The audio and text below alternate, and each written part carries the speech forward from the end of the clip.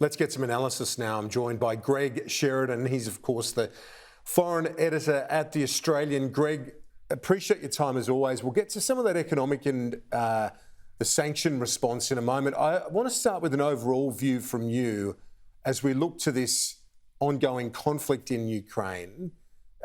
Obviously, some dramatic miscalculations from Putin, but are we now in for sort of a long guerrilla type warfare there? Well, the Ukrainians have fought magnificently, and I think they've got a bit of a complaint with the West that we're giving them just enough aid to fail heroically. Terrible decision today that they can't get these jets from Poland. But I think Putin is a very brutal Leninist, quasi-Stalinist dictator. And he cannot possibly afford to lose here. I mean, he's under pressure from the economic cost at home, but worst of all, I think, would be to lose. So I think the best hope is that maybe he'll settle for half the country or something like that.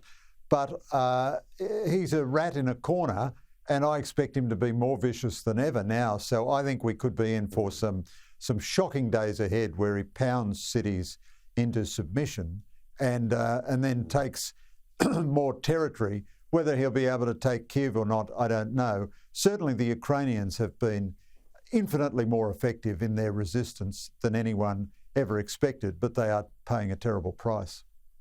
And on the resistance question, what I find so intriguing as part of this, watching from afar, is something which is so different, say, to a country like China, where there's no opposition to speak of. Well, certainly none that gets any airtime or any momentum. In Russia, you still have very high-profile opposition figures. Some have been jailed, others remain active on social media and elsewhere. You've got thousands showing up and showing huge bravery and protesting on the streets. So this continues to reverberate, this opposition movement, despite the fact that Alexei Navalny, the key leader, is behind bars, Greg. That's right. I mean, the degree of bravery shown by the Russian demonstrators is almost comparable to that shown by Ukrainians. So Russia had a few years of freedom after the collapse of communism. As communism wore down, it had the glasnost period where there was a lot more internal debate anyway. And then it's had a lot of integration, a lot of social and travel integration with Western Europe. And a lot of its people spend time in Western Europe where they're free to say what they like.